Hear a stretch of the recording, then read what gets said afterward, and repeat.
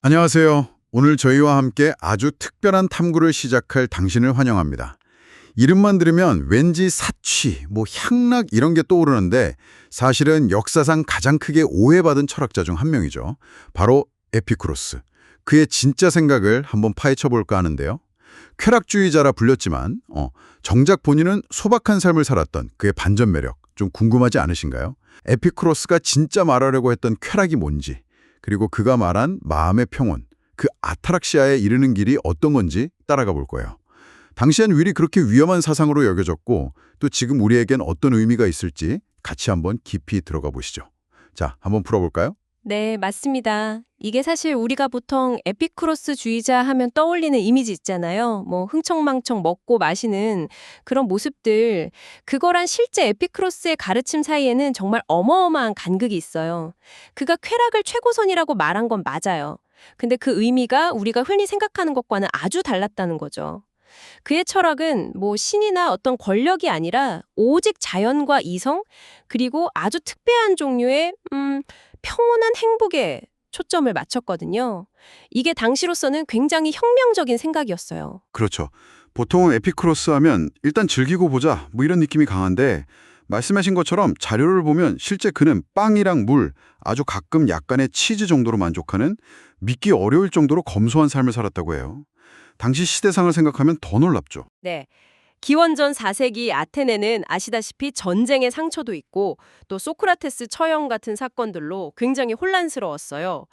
그때 플라톤이나 아리스토텔레스 같은 철학자들이 주로 엘리트 계층을 대상으로 가르침을 펼쳤다면 에피쿠로스는 좀 달랐죠. 기원전 307년경에 아테네 성벽 바로 밖에 정원이 딸린 집을 사서 정원, 그리스어로는 케포스라는 학교를 열었습니다. 그리고 정말 놀라운 건 남자든 여자든 노예든 자유민이든 심지어 외국인이든 국적이든 상관없이 모두를 제자로 받아들였다는 거예요.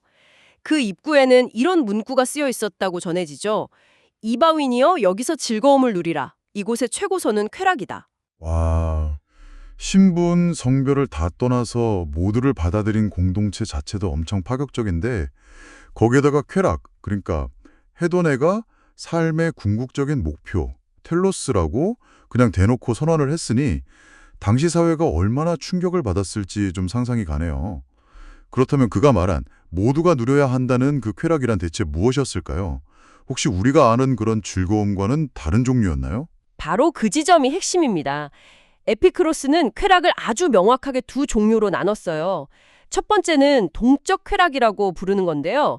영어로는 키네틱 플레저죠. 예를 들면 배고플 때 맛있는 음식을 먹는 즐거움, 목마를 때 시원한 물을 마시는 즐거움처럼 어떤 욕구를 적극적으로 충족시킬 때 느끼는 그런 짜릿한 즐거움이죠. 이건 분명히 실제적인 쾌락인데 문제는 이게 좀 일시적이고 항상 어떤 결핍 상태를 전제로 한다는 거예요.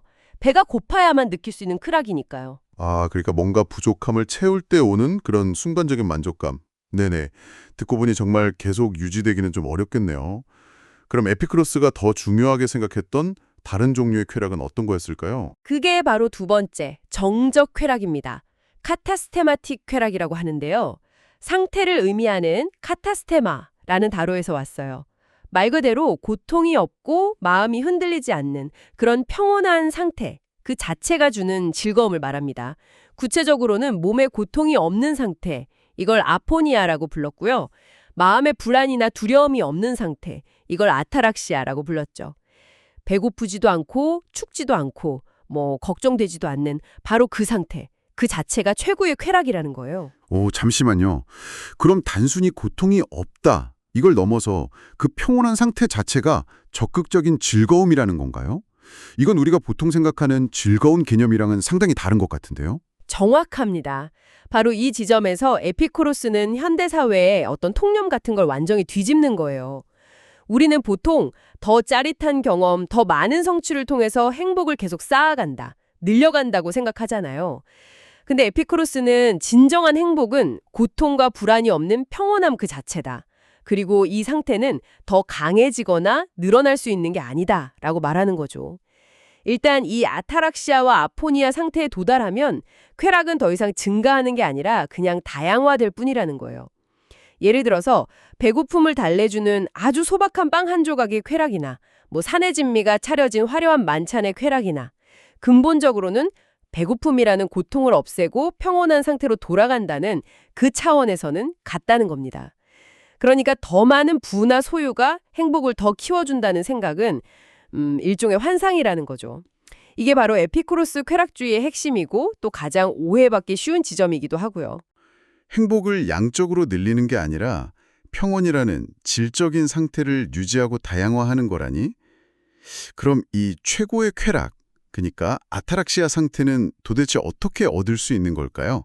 뭔가 특별한 비법이라도 있었나요? 에피크로스는 그 비결이 바로 욕망을 제대로 이해하고 다스리는 것에 있다고 봤습니다. 그는 우리의 욕망을 크게 세 가지 범주로 나누어서 설명했어요. 아주 중요합니다. 첫째는 자연스럽고 필수적인 욕망이에요. 음식, 물, 잠자리, 안전처럼 생존과 직결되고 고통 없는 상태, 아포니아를 위해서 반드시 충족되어야 하는 것들이죠. 여기에 놀랍게도 우정이 포함됩니다. 아, 우정이 필수적인 욕망에 들어가는군요? 네, 둘째는 자연스럽지만 필수적이지 않은 욕망입니다. 예를 들어 맛있는 음식이나 성적인 즐거움 같은 거요. 이런 건 자연에 기반하긴 하지만 없다고 해서 생존에 지장이 있거나 고통스러운 건 아니죠. 적절히 추구하면 삶을 더 즐겁게 만들 수 있지만 여기에 너무 집착하면 오히려 평온을 해칠 수 있다고 봤어요. 그렇군요. 마지막 세 번째는 뭔가요? 세 번째는 자연스럽지도 필수적이지도 않은 욕망입니다. 명성이나 권력, 아니면 과도한 부 같은 것들이죠. 이건 사회나 어떤 헛된 믿음, 이걸 케노독시아라고 했는데 이런 것들이 만들어낸 인위적인 욕망이라는 거예요. 에피크로스는 이런 욕망들이 본질적으로 끝이 없기 때문에 필연적으로 불행을 가져온다고 봤습니다. 왜냐하면 남들과 계속 비교해야만 만족을 얻는 속성이 있으니까요. 아, 그렇군요. 결국 첫 번째, 그 자연스럽고 필수적인 욕망만 잘 충족시키면 사실상 행복의 기본 조건은 갖춰지는 거네요. 오히려 부나 명예 같은 건 잘못 추구하면 분행의 씨앗이 될 수도 있는 거고요. 특히 우정을 필수적인 욕망에 넣었다는 점이 다시 생각해도 정말 인상 깊습니다. 네, 이 구분이 정말 중요해요. 에피쿠로스는 진정한 행복, 그러니까 최대한의 쾌락, 아타락시아를 누리는 삶이 무슨 소수의 특권층만 가능한 게 아니라 거의 모든 사람이 달성할 수 있는 거라고 봤거든요. 필요한 건 자연적이고 필수적인 욕망을 충족시킬 만큼의 아주 소박한 것들이 전부라는 거죠. 우정을 여기에 포함시킨 건 그가 왜 정원을 그냥 단순한 학교가 아니라 친구들과 함께 자급자족하면서 소박하게 살고 서로 지지하고 철학을 공부하는 그런 공동체로 만들었는지 잘 보여주는 대목이에요. 그의 철학을 그냥 머리로만 아는 게 아니라 삶으로 직접 살아내는 그런 살아있는 실험실이었던 셈이죠. 안전이라든지 소속감, 지적인 교류, 이 모든 게 우정을 통해서 가능해지니까요. 그렇다면 욕망 관리 외에 또 무엇이 아타락시아를 방해한다고 봤을까요? 자료를 보면 에피쿠로스는 인간 불행의 또 다른 큰 원인으로 두려움을 지목했던데요. 특히 신과 죽음에 대한 두려움이요. 여기가 정말 흥미로운 부분인 것 같아요. 맞습니다. 에피쿠로스는 이 두 가지, 사실은 비합리적인 두려움이 우리 마음의 평온을 끊임없이 갉아먹는다고 생각했어요. 먼저 신들에 대한 두려움에 대해서 그는 당시로서는 정말 매우 급진적인 주장을 펼쳤습니다. 신들이 만약 존재한다면 그들은 완벽하고 축복받은 존재이기 때문에 스스로 완전한 행복 상태에 있을 거다. 따라서 아무것도 필요로 하지 않고 인간사에 전혀 개입하지 않는다는 겁니다. 세상을 창조하거나 인간에게 벌을 주거나 상을 주는 일, 이런 것에는 전혀 관심이 없다는 거죠. 신들이 우리 삶에 전혀 영향을 미치지 않는 존재라면 그럼 그들을 두려워하거나 그들에게 뭔가를 빌 필요도 없다는 결론이 나오겠네요. 그렇죠. 신들에게 제물을 바치거나 기도하는 것은 완전히 무의미하고 그들을 두려워할 이유도 전혀 없다는 겁니다. 신들은 단지 우리가 닮고 싶어할 어떤 완벽한 평온의 이상적인 모델일 뿐이라는 시각이에요. 이게 현대적인 의미의 무신론과는 조금 다르긴 하지만 사실상 종교를 인간의 삶과 도덕의 중심에서 제거해버린 셈이죠. 당시 종교적 믿음이 사회 질서의 근간이었던 걸 생각하면 이건 엄청나게 도발적인 주장이었어요. 죽음에 대한 그의 논증은 더 유명하고 어떻게 보면 더 충격적인 것 같아요. 죽음은 우리에게 아무것도 아니다. 왜냐하면 우리가 살아있는 동안에는 죽음이 없고 죽음이 왔을 때는 우리가 없기 때문이다. 이 말은 정말 곱씹어 보게 되네요. 네, 이 아주 간결한 논증은 그의 물질주의적 원자론에 기반하고 있습니다. 모든 것은 눈에 보이지 않는 작은 입자, 원자들과 빈 공간으로 이루어져 있고 우리의 영혼 역시 아주 미세한 원자들의 복합체일 뿐이라고 봤어요. 따라서 몸이 죽으면 영혼을 구성하던 원자들도 그냥 흩어져 버리고 우리의 의식과 감각은 완전히 소멸한다는 겁니다. 이게 사후세계라던가 영혼 불멸, 사후심판 같은 것은 존재하지 않는다는 거죠. 우리가 죽음을 직접 경험할 주체 자체가 사라져버리니까 죽음 그 자체는 우리에게 아무런 해악이 될 수 없다는 결론에 이르는 겁니다. 죽음 이후에 아무것도 없다면 죽음을 두려워하면서 현재의 소중한 삶을 망칠 이유가 전혀 없다는 거죠. 아, 신과 죽음, 인간을 가장 불안하게 만드는 이 두 가지 거대한 두려움으로부터 우리를 해방시키려는 시도였군요. 이런 통찰들을 바탕으로 에피쿠로스는 마음의 평화를 얻기 위한 구체적인 실천 지침까지 만들었다고요? 테트라 파르마코스, 4가지 약 처방이라는 이름이 붙었던데요. 네, 맞습니다. 테트라파르마코스는 원래 고대의 실제 약 이름에서 따온 건데요. 에피쿠로스는 이걸 정신적인 불안을 치유하는 4가지 핵심 원칙으로 제시했습니다. 기억하기 쉽게 만들어서 사람들이 항상 마음에 새기고 실천하도록 도우려고 했던 거죠. 그 4가지는 이렇습니다. 첫째, 신을 두려워하지 말라. 방금 이야기했듯이 신은 우리 삶에 개입하지 않으니까요. 둘째, 죽음을 걱정하지 말라. 우리는 죽음을 경험할 수 없으므로 두려워할 필요가 없습니다. 셋째, 좋은 것은 얻기 쉽다. 넷째, 끔찍한 것은 견디기 쉽다. 네, 1번과 2번은 앞서 다룬 두려움 해소와 바로 연결이 되네요. 그럼 세 번째, 좋은 것은 얻기 쉽다는 어떤 의미일까요? 앞서 말한 그 욕망이론과 관련이 있을 것 같은데요? 정확합니다. 여기서 좋은 것이란 바로 진정한 행복, 즉 아타락시아를 의미해요. 그리고 이 행복은 앞서 말했던 그 자연스럽고 필수적인 욕망, 음식, 물, 잠자리, 안전, 그리고 중요한 우정, 이걸 충족시키는 것만으로 충분히 얻을 수 있다는 뜻입니다. 값비싼 사치품이나 높은 지위, 명예 같은 것들은 행복의 필수적인 게 아니라는 거죠. 이건 부나 명예 같은 외적인 조건에 행복이 크게 좌우된다고 봤던 아리스토텔레스 같은 철학자들과는 아주 다른 관점이에요. 행복을 소수의 전유물이 아니라 거의 모든 사람이 노력하면 얻을 수 있는 것으로 만든, 일종의 행복의 민주화라고 볼 수 있겠습니다. 네 번째, 끔찍한 것은 견디기 쉽다. 이건 솔직히 조금 받아들이기 어려울 수도 있을 것 같아요. 살다 보면 정말 견디기 힘든 고통도 많잖아요. 네, 맞아요. 이 부분은 현대적인 관점에서 비판도 많이 받는 지점입니다. 에피쿠로스의 주장은 기본적으로 이렇습니다. 아주 극심한 고통은 보통 오래 지속되지 않는다. 죽거나 곧 끝나거나 하니까. 그리고 만성적인 고통은 그 강도가 견딜 만한 수준이라는 거예요. 더 나아가서 그는 정신적인 쾌락, 예를 들면 즐거웠던 기억을 떠올린다거나 친구들과 철학적인 대화를 나눈다거나 우정 자체에서 오는 기쁨 같은 것들, 이런 정신적인 쾌락을 통해서 육체적인 고통을 상쇄하거나 심지어 압도할 수 있다고 믿었습니다. 실제로 에피쿠로스 자신도 죽기 직전에 극심한 신장결석의 고통 속에서도 친구들에게 편지를 보냈다고 하죠. 과거에 우리가 함께 나누었던 즐거운 철학적 대화들을 떠오르니 지금 행복하다, 이런 내용으로요. 와, 정말 대단한 정신력이네요. 하지만 말씀하신 대로 만성적인 극심한 통증을 겪는 분들에게는 이 말이 좀 공허하게 들릴 수도 있겠다는 생각은 드네요. 그럼에도 불구하고 이 4가지 원칙을 쭉 들어보면 마치 고대의 인지행동치료 CBT 같다는 생각도 들어요. 우리 어떤 비합리적인 믿음, 그러니까 신과 죽음에 대한 공포라든지 행복은 얻기 어렵다는 생각, 고통은 견딜 수 없다는 생각, 이런 것들을 교정해서 불필요한 정신적 고통을 줄이자는 접근 방식이니까요. 우리가 겪는 많은 괴로움이 실제 상황 그 자체보다는 그것을 우리가 어떻게 받아들이고 해석하느냐에 달렸다는 그런 통찰인 거죠. 아주 정확한 비유입니다. 에피쿠로스는 분명히 시대를 앞서간 어떤 심리학적인 통찰을 보여줬어요. 그리고 그의 철학에서 어쩌면 가장 아름답고 또 가장 흥미로운 부분이 바로 우정에 대한 강조입니다. 그는 심지어 이런 말까지 했어요. 지혜가 우리 삶의 행복을 위해 마련한 모든 것들 중에서 가장 위대한 것은 우정의 획득이다. 라고요. 자신의 쾌락, 그러니까 평온을 극대화하는 것이 목표인 쾌락주의 철학에서 어떻게 보면 이타적으로 보이는 우정이 그토록 중요하게 강조될 수 있었을까요? 이게 좀 역설적으로 들리기도 하는데요. 그렇죠. 그 지점이 바로 에피쿠로스 우정론의 깊이가 있는 부분입니다.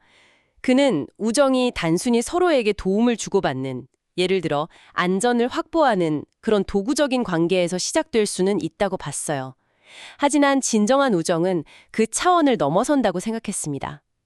깊은 우정 관계에서는 친구의 행복이 곧 나의 행복이 되고 친구의 고통이 마치 나의 고통처럼 느껴지는 그런 심리적 일체감이 형성된다는 거예요. 시작은 어쩌면 나의 안전과 평온을 위한 이기적인 동기였을지 몰라도 결국에는 친구 그 자체의 안녕을 바라게 되고 바로 그 마음 상태, 즉 친구를 아끼고 위하는 그 마음 자체가 나에게 가장 깊고 안정적인 쾌락, 즉 아타락시아를 준다는 겁니다. 친구의 행복이 곧 나의 행복이 된다. 정말 이상적인 관계네요. 네, 심지어 에피크로스는 현자는 친구를 위해 목숨까지도 바칠 수 있다고 말했어요. 이게 죽음 이후에는 아무런 쾌락도 없다는 그의 기본 원칙과 어떻게 조화될 수 있는지 많은 논쟁을 낳기도 했죠. 아마도 그가 생각했던 논리는 이런 거였을 겁니다. 친구를 배신하고 혼자 살아남아서 겪게 될 평생의 정신적 고통, 예를 들면 후회나 죄책감 같은 것보다는 차라리 친구를 구하고 죽음을 택하는 그 결정 자체가 살아있는 동안 내리는 마지막 선택으로서 더 큰 내면의 평온, 즉 아타락시아에 가까운 상태를 가져다 준다는 그런 좀 복잡한 계산이었을 수 있어요. 물론 해석의 여지는 많습니다. 이렇게 깊은 뜻이 있었는데도 불구하고 에피쿠로스 철학은 역사적으로 보면 엄청난 오해와 비판에 시달렸잖아요. 자료에서도 언급되듯이 그의 사상은 거의 2000년 동안 억압받고 왜곡되었죠. 맞습니다. 당장 동시대의 스토아학파 같은 경우는 에피크로스가 쾌락만을 추구하고 정치나 사회 문제에 너무 무관심하다고 비판했죠. 숨어 살아라는 그의 유명한 조언처럼요. 플라톤주의자들은 그의 물질주의적 세계관을 공격했고요. 특히 기독교가 세력을 얻으면서부터는 신의 개입이나 영혼 불멸을 부정하는 에피크로스 철학은 매우 위험한 이단 사상으로 간주되어서 배척당했습니다. 그의 저작 대부분이 사라진 것도 이런 역사적 배경이 커요. 우리가 흔히 에피쿠로스주의자라는 말을 쓸 때 약간 방탕하고 세속적인 쾌락주의자를 뜻하는 부정적인 의미로 굳어진 것도 다 이런 맥락에서 비롯된 거죠. 그런데 참 아이러니하게도 2000년이 지난 지금 현대 사회에서 에피쿠로스의 생각들이 다시 주목받고 있다는 점이 정말 흥미로워요. 마치 그의 지혜가 시대를 초월해서 우리에게 다시 말을 거는 것 같은 느낌이랄까요? 정말 그렇습니다. 여러 분야에서 그의 통찰이 재평가되고 있어요. 예를 들어서 현대 뇌과학 연구 같은 경우는 우리의 마음이나 의식이 뇌라는 물질적 기반 위에서 작동한다는 것을 보여주는데 이건 에피쿠로스의 물질주의적 관점과 상당히 맥을 같이 하거든요. 또 행복 연구 분야에서는 일정 수준 이상의 소득이 행복 증진에 큰 영향을 미치지 못한다. 오히려 사회적 관계의 질, 그러니까 우정과 같은 요소가 행복에 결정적인 역할을 한다는 사실을 밝혀냈어요. 이건 에피쿠로스가 2300년 전에 이미 간파했던 내용과 놀랍도록 일치하는 부분이죠. 아까 제가 잠깐 언급했던 인지행동치료 CBT나 마음챙김 명상 같은 현대 심리치료 기법들도 비합리적인 믿음이나 두려움을 다루어서 마음의 평온을 추구한다는 점에서 에피쿠로스 철학과 유사한 면이 많아 보이고요. 또 요즘 불필요한 소비를 줄이고 좀 소박하고 의미 있는 삶을 지향하는 미니멀리즘이나 자발적 단순성 운동 같은 흐름 속에서도 에피쿠로스적인 지혜를 발견할 수 있겠다 싶네요. 네, 맞습니다. 끝없는 소비주의, 또 만성적인 외로움, 삶의 의미 부재 같은 이런 현대사회의 문제들 속에서 물질보다는 정신적인 풍요를, 경쟁보다는 우정을, 자극적인 쾌락보다는 내면의 평온을 강조했던 에피쿠로스의 목소리가 오히려 더 큰 울림을 주는 것 같습니다. 물론 그의 철학에도 한계는 분명히 있습니다. 정치적인 소극주의는 사회 문제 해결에 좀 무력하다는 비판을 받을 수도 있고요. 또 극심한 고통 문제에 대한 설명은 여전히 좀 부족하게 느껴질 수도 있죠. 그의 철학이 모든 문제에 대한 만병통치약은 아니겠지만 오늘날 우리가 행복과 삶의 의미를 고민할 때 아주 중요한 관점과 생각의 도구를 제공해 주는 것은 분명해 보입니다. 자, 오늘 저희는 에피쿠로스라는 참 오랫동안 잘못된 딱지가 붙어있던 철학자의 진짜 얼굴을 만나본 것 같습니다. 그가 추구했던 쾌락이란 결국 시끌벅적하고 요란한 즐거움이 아니라 마음의 고요한 평화, 바로 아타락시아였다는 것을 확인할 수 있었죠. 불필요한 욕망과 두려움에서 벗어나서 단순함 속에서 만족을 찾고 무엇보다 따뜻한 우정의 가치를 재발견하는 그의 지혜를 엿볼 수 있었습니다. 네, 에피크로스가 우리에게 던지는 메시지는 어쩌면 아주 단순하고 명료한 것 같아요. 행복은 우리가 끊임없이 밖에서 좇는 어떤 성공이나 소유물에 달려있는 것이 아니라 바로 우리 자신의 생각과 관계 맺는 방식, 그리고 삶의 기본적인 필요를 어떻게 충족시키는지에 달려있다는 것이죠. 물질적으로는 그 어느 때보다 풍요로워졌지만 오히려 더 큰 불안과 외로움을 느끼는 현대인들에게 그의 철학은 진정한 만족과 평온이 과연 어디에서 오는 것인지 근본적인 질문을 던지고 있는 것 같습니다. 마지막으로 오늘 이야기를 들으신 당신께 질문 하나를 남겨두고 싶습니다. 오늘날 우리를 둘러싼 정말 수많은 욕망과 유혹 속에서 당신에게 진정으로 자연스럽고 필수적인 것은 무엇인가요? 그리고 그 외의 것들로부터 조금 더 자유로워져서 당신만의 아타락시아에 더 가까이 다가가기 위해 무엇을 할 수 있을까요? 어쩌면 에피쿠로스가 친구들과 함께 가꾸었던 그 소박한 정원이 오늘 우리 각자의 마음속에 가장 필요한 공간일지도 모르겠습니다. 오늘 깊이 있는 탐구에 함께해 주셔서 감사합니다.